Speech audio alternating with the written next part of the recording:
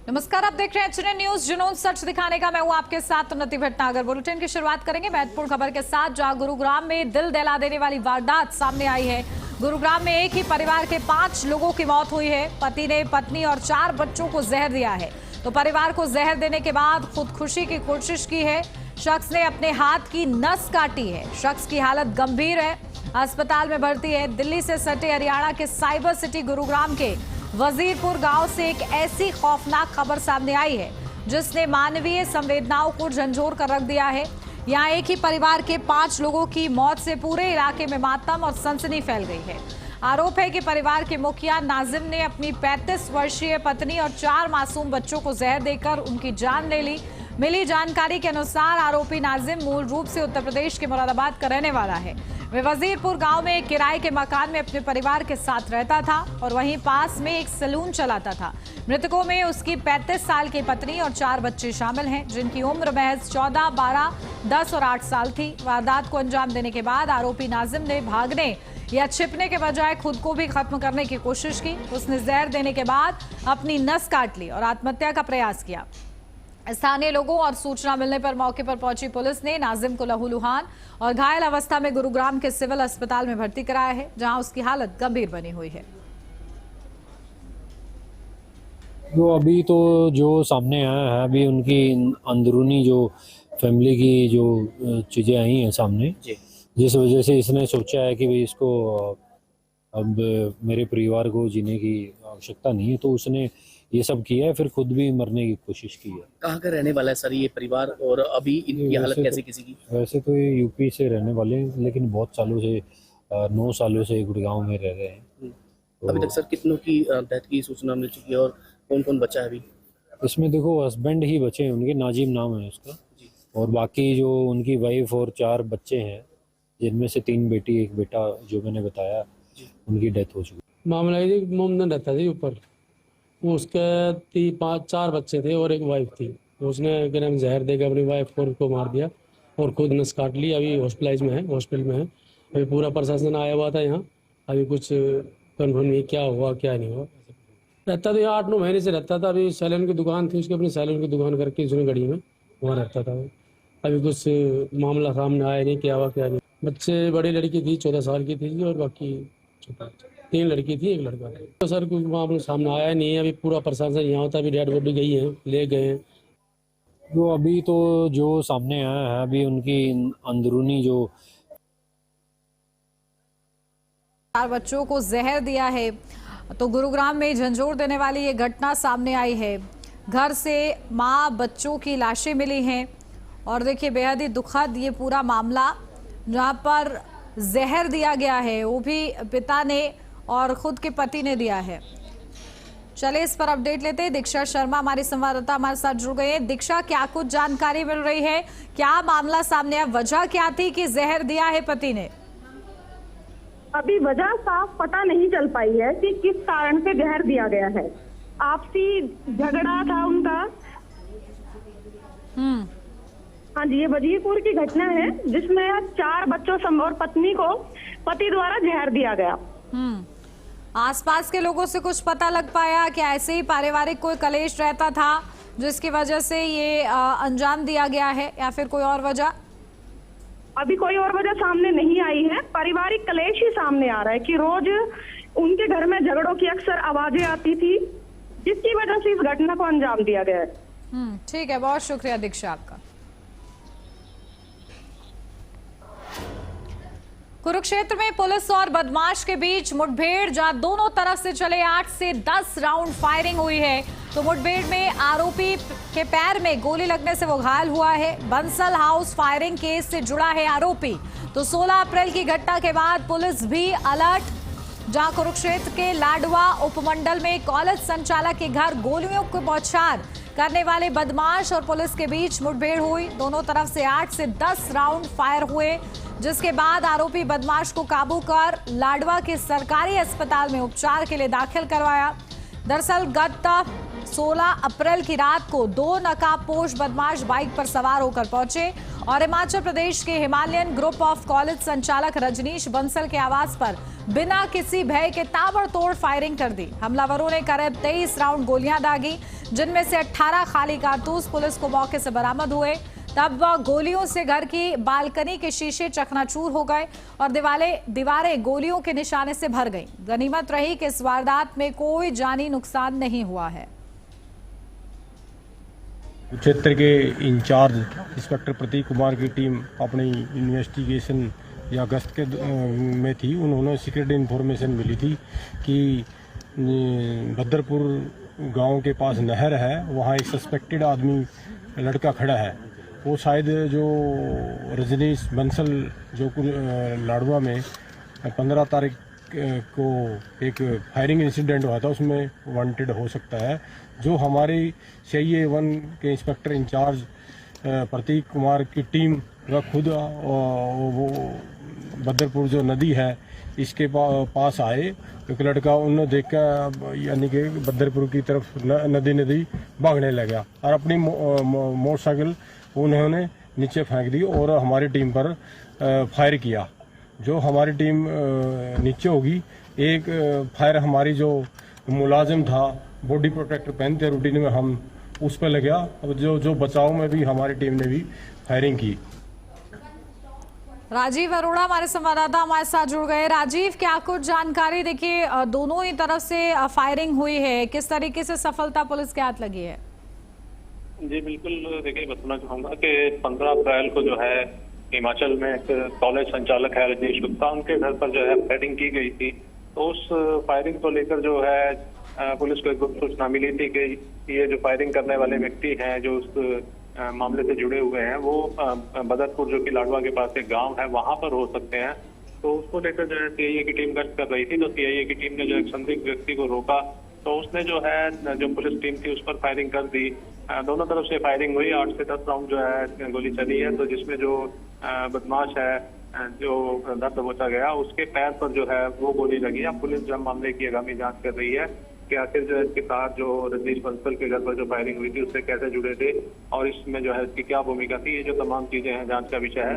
Police जो है इन चीजों का बाद में खुलासा करेगी। बिल्कुल। और देखिए, क्योंकि कॉलेज संचालक के घर पर भी फायरिंग की गई थी तो इस संबंध में भी कार्रवाई और देखिए लगातार तलाश थी इन लोगों की, तो बड़ी सफलता इसे समझा जा रहा है। राजीव, बिल्कुल, देखिए ऐसे जो है पुलिस के लिए कहीं ना कहीं बड़ी सफलता कहा जा रहा है, क्योंकि जिस तरह से जो है लाडवा में जो ये कॉलेज संचालक के घर पर जो है 18 से 20 राउंड जो है फायरिंग हुई थी। गनीमत रही कि जो है उस फायरिंग में कोई हताहत नहीं हुआ, कोई जानी नुकसान नहीं हुआ। तो उसी मामले से जो है जुड़ा हुआ ये आरोपी है जिसके बारे में जो है पुलिस को गुप्त सूचना मिली थी कि वो बनी बदरपुर जो है लाडवा नहर के पास जो है हो सकता है। तो उसी संदर्भ में जो है पुलिस की जो टीमें जो है काम कर रही थी, पुलिस की टीमें जो गश्त कर रही थी, तो उन पुलिस की टीम पर जो है जो CIA की टीम थी उस पर जो है इस अपराधी ने जो है फायरिंग की और उसमें जो है इसके पैर पर गोली लगी है। हालांकि जो एक पुलिसकर्मी पर भी जो है गोली लगी है, लेकिन उसकी जो है बुलेट प्रूफ जैकेट होने के कारण जो है उसकी जान बच गई। ठीक है, बहुत शुक्रिया राजीव आपका तमाम जानकारी के लिए।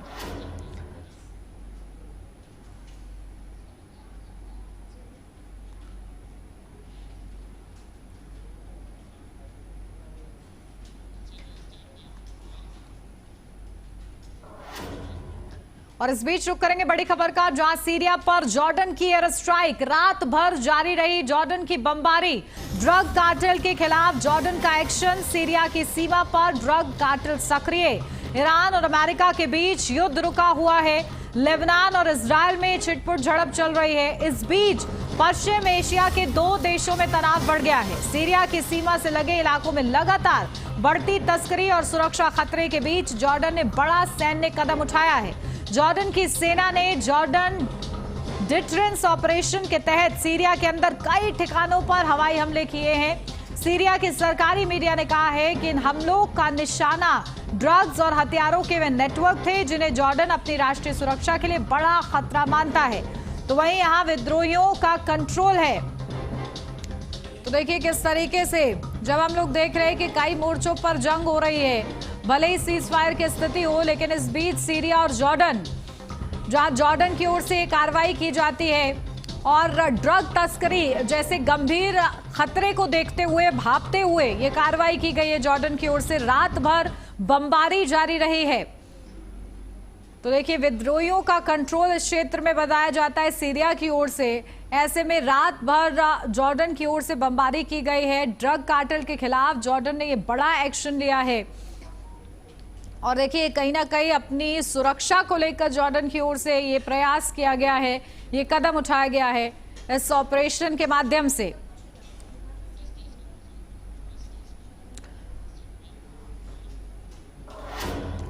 और चलिए इस पर अपडेट लेते हैं। हमारे साथ बेहद ही खास मेहमान lieutenant general Sanjay Kulkarni, defence expert है, वो हमारे साथ जुड़ गए हैं। लेफ्टिनेंट जनरल संजय कुलकर्णी जी, बहुत स्वागत आपका। और जिस तरीके से जॉर्डन की ओर से कार्रवाई की गई, क्योंकि जॉर्डन लंबे समय से परेशान था, वहां पर जिस तरीके से ठिकाने बनाए जा रहे थे, अब इसके खिलाफ कार्रवाई की गई है, आगे क्या इसका भविष्य रहने वाला है?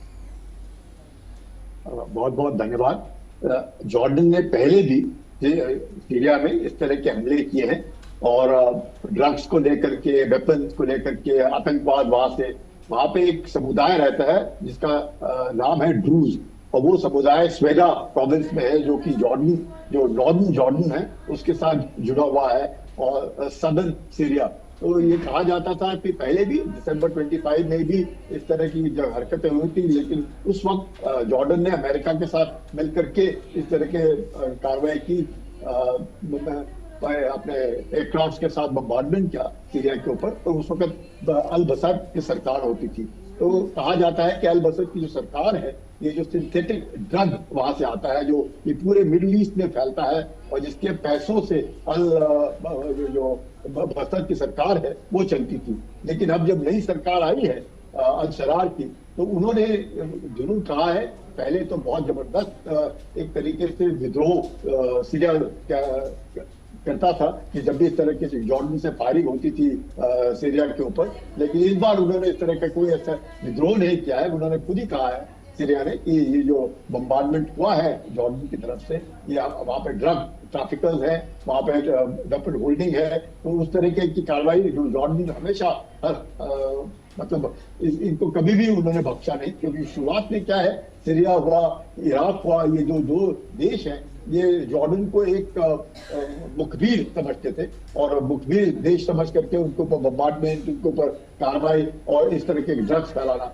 तो जॉर्डन ने अब पहले भी यूएस के साथ मिलकर के, पर इस बार उन्होंने अकेले इस तरह के घटना का अंजाम दिया है। मकसद ये कि वहां से जो ड्रग्स आते हैं, आर्टिफिशियल ड्रग्स, जिसका नाम है ड्रग कैप्टिवेशन करके, जो कि सिंथेटिक ड्रग है, और जिसके बरखिलाफ जॉर्डन बार बार ये कहता है कि इससे पूरे विश्व भर में और खासकर मिडिल ईस्ट में इस ड्रग से बहुत लोग प्रभावित होते हैं और ये बुरा इसका प्रभाव पड़ता है। और ये जो ड्रूज समुदाय है, ये समुदाय अपने आप को पहले ड्रूज कहता है, फिर अरब कहता है, और उसके बाद अपने आप को इजरायली कहता है। तो ये प्रो पैलेस्टीनियन नहीं है। तो एक वो भी एक उसका एंगल है, लेकिन इसके बावजूद भी मुझे लगता है कि इसके अगेंस्ट इस तरह की प्रतिक्रिया नहीं हुई है। जैसे कि हम देख रहे हैं, आप कह रही हैं, ये जरूर मिडिल ईस्ट में तनाव है, इसमें कोई शक नहीं। तो ये जो तनाव है, ये जो फायरिंग है, ये थोड़ी हट करके है, उस तरीके से नहीं है जो पहले होती थी, या जिस प्रकार से ईरान के युद्ध के साथ नहीं इसको लेना चाहिए। मकसद जॉर्डन का एक ही है कि ड्रग्स जो स्मगल करते हैं, ड्रग्स जो ये सिंथेटिक ड्रग्स है जो जॉर्डन में आते हैं, और जॉर्डन की जो राजधानी है अमान से थोड़ा सा नजदीकी है ये इसका जो सदर्न सीरिया में जो प्रोविंस है, जिसे स्वेदा प्रोविंस कहते हैं, जहाँ पे 5 जगह पर इस तरह का बम्बार्डमेंट हुआ है। उम्मीद करते हैं कि वहाँ पे, क्योंकि अभी जो सरकार है सीरिया के अंदर अल बशर की, तो मुझे लगता नहीं कि इस तरह का कोई ऐसी कार्रवाई होगी जिससे कि वहाँ पे हिंसा भड़के या ऐसे कोई चीज आउट ऑफ कंट्रोल हो जाए। तो मकसद एक जॉर्डन का ये ड्रग्स स्मगलर्स के खिलाफ कार्रवाई करने। एक वक्त वहाँ पे आतंक का वो लेकर के भी बहुत ज्यादा लोग परेशान थे जॉर्डन के अंदर। तो अब मुझे लगता है ड्रग्स के बरखिलाफ जो कार्रवाई की है, और नए जो राष्ट्रपति है उधर आए हैं, उन्होंने भी इस तरह का कोई ऐसे खास अपोजिशन नहीं उठाया है, क्योंकि वो मानते हैं कि ये जो ड्रग ट्रैफिकिंग है वो गलत है। और अमेरिका ने भी जॉर्डन के साथ मिलकर के पहले भी इस तरह की कार्रवाई की थी, लेकिन उस वक्त अमेरिकन मारे गए थे, 3 एक अमेरिकन। तो इसमें जॉर्डन ने खुद अकेले इस तरह की कार्रवाई की है, जैसे कि ड्रग्स को लेकर के जो ड्रग कार्टेल्स है वो वहाँ पे समाप्त हो जाए, और ये जो समुदाय है इसको वहाँ पे फैलने ना दे। ये इसका पूरा तात्पर्य यहाँ पे जो फायरिंग हुआ है जॉर्डन का सीरिया के ऊपर, इसको लेकर के। बिल्कुल। लेकिन सीरिया की तरफ से भी क्योंकि ये माना गया है कि उन्हीं जगहों पर केवल टारगेट किया गया है, तो आगे सीरिया का क्या स्टैंड रहेगा इस पर? क्या वो सहयोग करेंगे? क्योंकि वो बता रहे हैं कि विद्रोहियों ने वहां पर कैप्चर कर रखा है, तो क्या दोनों का स्टैंड किस तरीके से अलग रहेगा या फिर एक जैसा रहेगा? देखिए, सीरिया में आज की तारीख में बशर असद की सरकार तो है नहीं, अल-शरार की सरकार है जो अमेरिका के ही इशारों पर चलती है। और जिस सरकार ने जब लिया था उससे पहले जो सीरिया है उसका तकरीबन मैं कहूँगा कि जो फौज है उसको पूरा ही इजराइल ने खत्म कर दिया। और सीरिया का जो गोलान हाइट्स है उसके ऊपर भी सीरिया का कब्जा है। वहां पर भी एक कम्युनिटी रहती है जिसको मैं कह रहा था ड्रूज करके कम्युनिटी है। इजराइल के अंदर विश्व का जो तीसरा सबसे ज्यादा संख्या है कि तकरीबन 1.5 लाख लोग रहते हैं। विश्व में इनकी आबादी तकरीबन 20 लाख है। ये अपने आप को है तो तकरीबन मुसलमान ही कह सकते हैं, तो पर थोड़ा सा हट करके मुसलमान हैं। और इनमें अमूमन कुछ हिंदू, कुछ ग्रीक और इस तरह के कुछ इनमें मैं कहूँगा तरीके है इनके प्रार्थना करने के, तो ये उनसे अलग हैं और अपने आप को पालस्तीनी नहीं कहते। तो इजराइल के साथ मिलकर के ये काम करते हैं। इस इजराइल में भी इनकी काफी संख्या है। लेकिन आज की तारीख पे जैसे आप पूछते हैं, मुझे नहीं लगता है सीरिया इसको लेकर के जॉर्डन पे हमला करेगा या किसी पे हमला करेगा, क्योंकि सीरिया जानता है कि जॉर्डन ने जो हमला किया है वो इन 5 जो लोकेशन है उनके ऊपर इसलिए हमला किया है कि वहां से ये जो सिंथेटिक ड्रग है और ये जो ड्रग कार्टेल्स है और ये जो पैसा कमाते हैं, तस्करी करते हैं, हथियारों की तस्करी करते हैं, उसके ऊपर इन्होंने हमला किया है। तो सीरिया भी खुद इन सबसे परेशान है, इसमें कोई शक नहीं। तो मुझे लगता है सीरिया देखता रहेगा, चुप रहेगा और इस तरह के हल्ला गुल्ला तो नहीं करेगा। और उम्मीद करते हैं कि जॉर्डन भी अब इसके बाद उस इलाके को ज्यादा कुछ आग फैलने नहीं देगा। और उम्मीद करते हैं कि तस्करों को ही मारा जा रहा है जिससे कि और कोई इससे प्रभावित ना हो।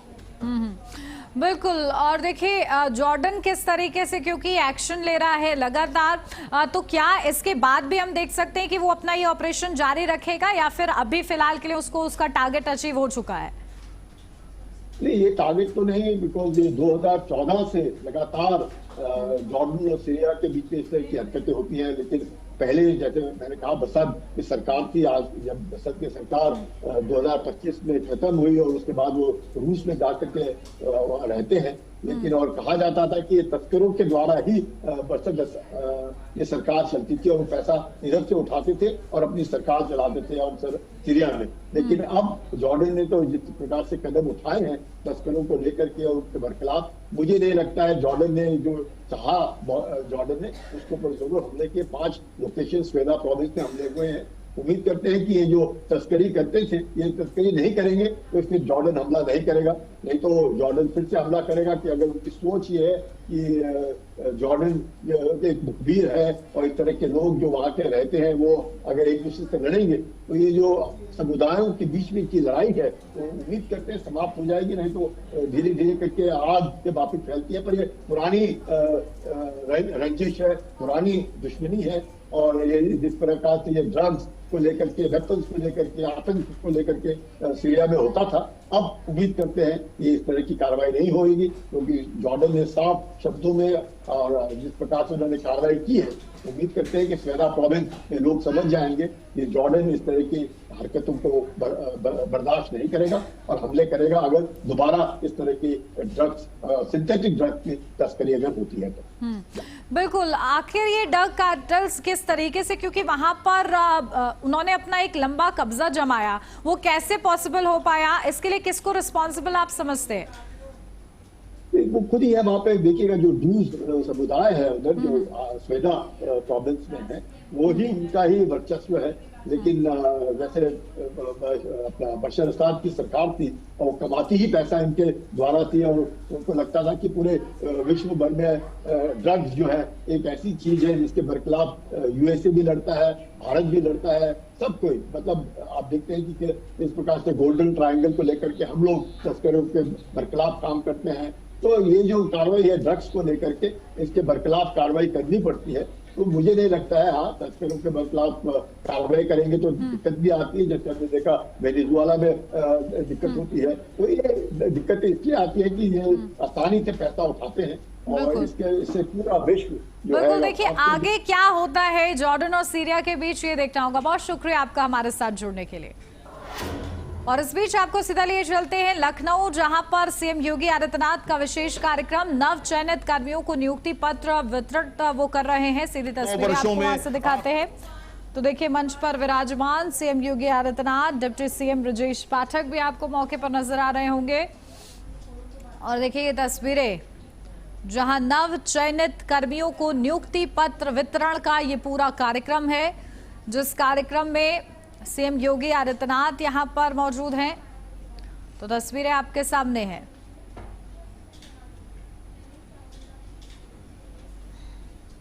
जी का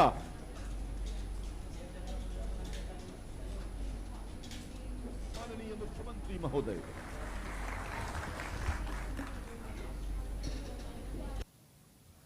उत्तर प्रदेश के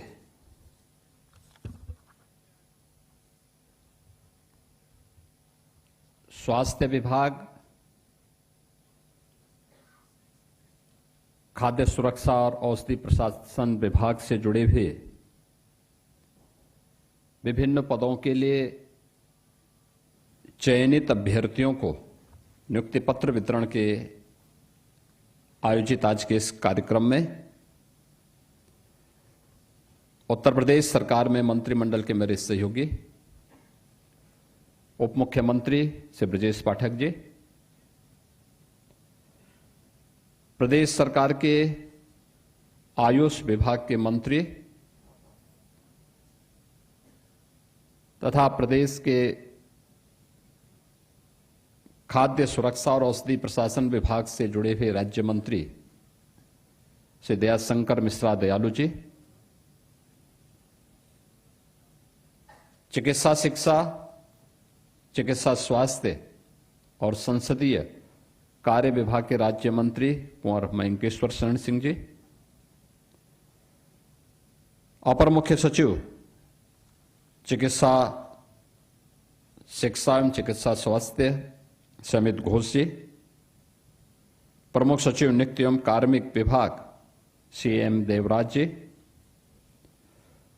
सचिव एवं आयुक्त खाद्य सुरक्षा एवं औषधि प्रशासन श्रीमती रोशन जैकब जी,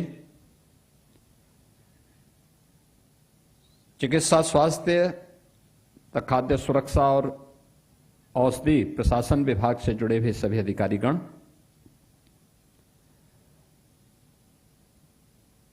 इन विभिन्न विभागों से जुड़े हुए चयनित अभ्यर्थीगण और उपस्थित बहनों और भाइयों, मैं सबसे पहले जिन 609 पदों पर चयन की प्रक्रिया संपन्न हुई है, आपके इस सकुशल चयन की प्रक्रिया और आज नियुक्ति पत्र वितरण के आज के इस कार्यक्रम के अवसर पर आप सबको मैं हृदय से बधाई देता हूं। आपके परिवार के सदस्यों को भी हृदय से बधाई देता हूं। एक निष्पक्ष और पारदर्शी चयन की प्रक्रिया के लिए अधीनस्थ सेवा चयन आयोग, जिसके अध्यक्ष शेषन सांबत जी यहां पर उपस्थित हुए हैं, मैं उनको और उनकी पूरी टीम को भी हृदय से धन्यवाद देते हुए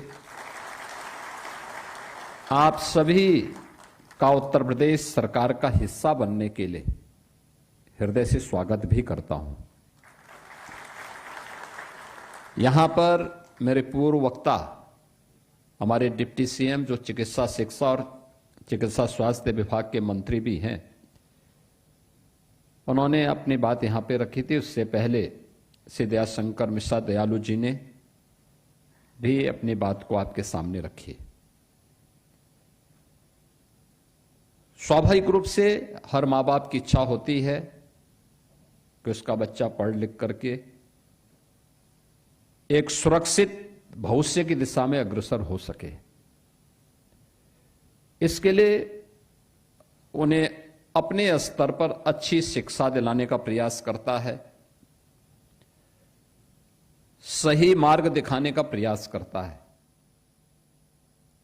लेकिन जब अपेक्षित परिणाम नहीं आते हैं तो न केवल वह नौजवान बल्कि उसके माँ बाप, उनके नातेदार, रिश्तेदार, इन सब के सपने भी चकनाचूर होते हैं। किसी नौजवान के सपने का चकनाचूर होना ये केवल एक उस यूथ या उस युवा के साथ धोखा नहीं है, बल्कि आने वाली पीढ़ी के भविष्य के साथ भी धोखा होता है और विकास को बाधित करता है। उत्तर प्रदेश जैसा राज्य ये वैसे ही बीमार नहीं हुआ था, ये बीमारू राज्य वैसे ही नहीं बना था। इसको इस प्रकार की चयन की प्रक्रिया में भेदभाव करके बेईमानी और भ्रष्टाचार ने इस राज्य को बीमारू बना दिया था। उत्तर प्रदेश पहले बीमारू राज्य था और कैसे बना था, क्यों बना था, इसका जिक्र करते हुए आपने सीएम योगी आदित्यनाथ को सुना। और इसी के साथ इस बुलेटिन में बस इतना ही। खबरों का सिलसिला आगे भी जारी रहेगा। आप देखते रहिए HNN न्यूज़, जुनून सच दिखाने का।